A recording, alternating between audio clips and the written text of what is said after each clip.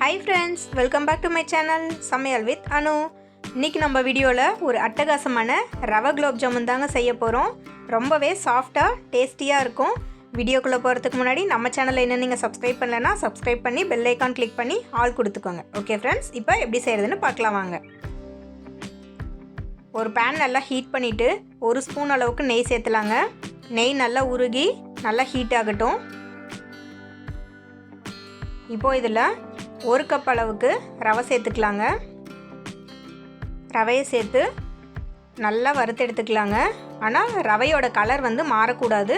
அதே போல் அதில் ஈரப்பதமும் இருக்கக்கூடாது. அந்த லெவலுக்கு நல்லா வறுத்துக்கலாம். பாருங்கள், சூப்பராக உதிரி உதிரியாக ரவை வறுபட்டுருச்சு. இப்போது இதில் 2 கப் அளவுக்கு பால் சேர்த்துக்கலாங்க. நான் ரவை அளந்தால் அதே கப்பில் தான் பாலை சேர்த்துறேன். கூடவே 1 கப் அளவுக்கு தண்ணி சேர்த்துக்கலாங்க. 1 கப் ரவைக்கு 3 கப் அளவுக்கு பாலும் தண்ணியும் ஊற்றினா சரியாக இருக்குங்க. இப்போ இதை கட்டி இல்லாமல் நல்லா மிக்ஸ் பண்ணிக்கலாம். பாருங்கள், சூப்பராக மிக்ஸ் ஆகிடுச்சு. இப்போ இதை கைவிடாமல் மீடியம் ஃப்ளேமில் வச்சு கிளறிட்டே இருந்தால் இது போல் நல்லா இறுகி வந்துகிட்டே இருக்குங்க. இதை இன்னுமே நம்ம கைவிடாமல் கிளறிட்டே இருக்கலாம். கடைசியாக சப்பாத்தி மாவு பதத்துக்கு பேனில் கொஞ்சம் கூட ஒட்டாமல் ஒரு பதத்துக்கு வந்துடும் பாருங்கள். அவ்வளோதாங்க. இந்த பதத்துக்கு வந்த பிறகு நம்ம அடுப்பை ஆஃப் பண்ணி இதை நல்லா ஆற வச்சு எடுத்துக்கலாம். அடுத்ததாக சர்க்கரை பாகுக்கு ஒரு பேனில் 1.5 கப் அளவுக்கு ரவையை அளந்து அதே கப்பில் சர்க்கரையை சேர்த்துக்கிறேங்க. கூடவே அதே கப்பில் 2 கப் அளவுக்கு தண்ணி சேர்த்துக்கலாங்க.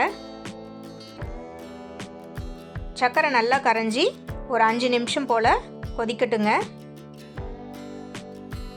பாருங்கள், 5 நிமிஷம் போல் கொதிச்சிருக்கு. பாகு லைட்டாக திக்காகி இருக்குது. இந்த பதம் போதும். இது கூட ஒரு பிஞ்ச் அளவுக்கு ஏலக்காய் பவுடர் சேர்த்து நல்லா மிக்ஸ் பண்ணி விட்டு அடுப்பை ஆஃப் பண்ணி இந்த சக்கரை பாகை எடுத்து தனியாக வச்சிடலாங்க.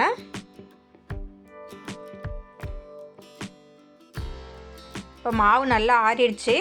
இப்போ இதை கைகளால் சப்பாத்தி மாவு நம்ம பிசைகிற மாதிரியே நல்லா ப்ரெஸ் பண்ணி பிசைஞ்சு எடுத்தோம்னா நல்லா ஒரு ரவுண்ட் ஷேப்புக்கு பால் ஆட்டம் வந்துடுங்க. அது வரைக்கும் நல்லா நம்ம ஒரு 5 நிமிஷம் பிசைஞ்சிக்கலாம்.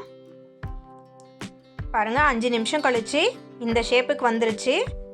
நல்லா சாஃப்டாகவும் இருக்குது. அது ஆரம்பத்தில் கொஞ்சம் ஒரு மாதிரி தான் இருக்கும். நீங்கள் அது கைவிடாமல் நல்லா ஒரு 5 நிமிஷம் பிசைஞ்சிங்கன்னா இந்த ஷேப்புக்கு வந்துடும். இப்போ இந்த ஸ்டேஜில் கையில் நெய் அல்லது எண்ணெயை கொஞ்சம் தடவிட்டு சின்ன சின்ன பால்ஸாக எடுத்து நல்லா கொஞ்சம் கூட வெடிப்பு இல்லாமல் ரவுண்டாக உருட்டிக்கலாங்க. பாருங்கள், கொஞ்சம் கூட வெடிப்பு இல்லை. இதே போல் இந்த மாவு மொத்தமும் பால்ஸாக உருட்டிக்கலாங்க. அவ்வளோதாங்க, எல்லாத்தையுமே உருட்டி எடுத்தாச்சு. பாருங்கள், ஒரு பாலில் கூட கொஞ்சம் கூட வெடிப்பு இல்லை. எல்லாமே ரவுண்ட் ஷேப்பில் அழகாக வந்திருக்கு. இப்போ அடுத்ததாக இதை பொரிச்சிக்கலாங்க. பேனில் பொரிக்கிறதுக்கு தேவையான அளவு ஆயில் சேர்த்திருக்கேன். ஆயில் ஓவர் ஹீட் ஆகக்கூடாதுங்க. அப்போ மேலே கருகிடும், உள்ளே வேகாது.